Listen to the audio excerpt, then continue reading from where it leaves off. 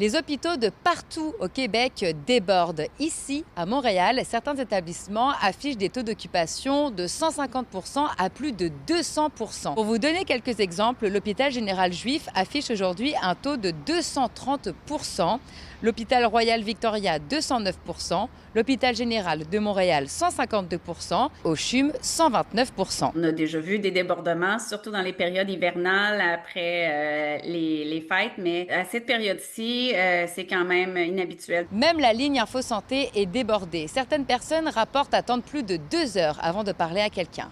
On a l'impression de se répéter, mais vraiment, l'urgence est le symptôme des failles du réseau. Parce que l'urgence, elle est faite pour gérer les urgences vitales. Le danger est que des patients aient des problèmes de santé sérieux, puis ils disent, ah, je vais pas déranger l'urgence, je vais attendre trop longtemps, puis ils ne viennent pas alors qu'ils font peut-être un infarctus silencieux, alors qu'ils ont peut-être d'autres problèmes de santé majeurs qui ont besoin d'être adressés. Il est difficile d'expliquer précisément les raisons de ce fort achalandage dans les urgences du Québec. C'est difficile de mettre le doigt sur un élément. Il y a probablement un ensemble de circonstances qui se sont accumulées, là, notamment la saison estivale qui est toujours difficile pour les horaires du personnel de la santé. Donc, on sait dans les hôpitaux déjà qui sont à d'effectifs minimaux. Avec l'horaire des vacances d'été, c'est plus difficile. Donc, il y a souvent un peu moins de personnel. Combiné à ça, une vague de chaleur dans les derniers jours qui ont frappé plusieurs régions du Québec, qui a amené une certaine particularité et certains problèmes de santé. Et associé à ça, on a aussi des virus, des gens qui vont nous dire aussi qu'ils ont de la difficulté à aller voir leur médecin de famille ou accéder à des services de soins de première ligne. Donc, tout ça combiné ensemble ont probablement contribué à voir l'augmentation des derniers jours.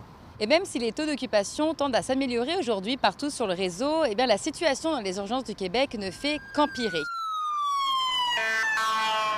Si on veut voir un jour des taux d'occupation diminuer, eh bien, ça passe par un meilleur accès aux soins de première ligne.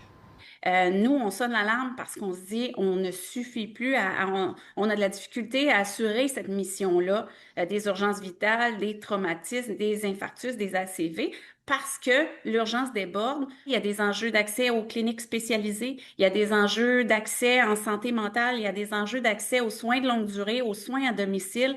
C'est beaucoup de sphères du réseau de la santé. Nos équipes doivent prendre en charge les patients, peu importe la gravité de problème de santé.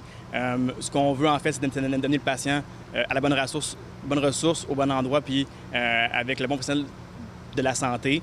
Si vous n'êtes pas certain que votre problème de santé nécessite d'aller aux urgences, eh bien, la meilleure façon de le savoir, c'est de contacter le 811. À Montréal, Juliette Poirot pour Nouveau Info.